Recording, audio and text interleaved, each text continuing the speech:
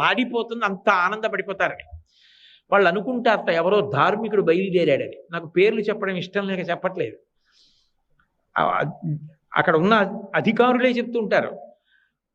ఆయన ఎవరో వస్తాడు, ఆయన ఎవరో ఎవరికీ తెలియదు. ఆయన వస్తాడు, స్వామిని చూస్తాడు, స్వామి పొంగిపోతాడు ఆయన్ని చూసి, ఆయన వెళ్ళిపోతాడు.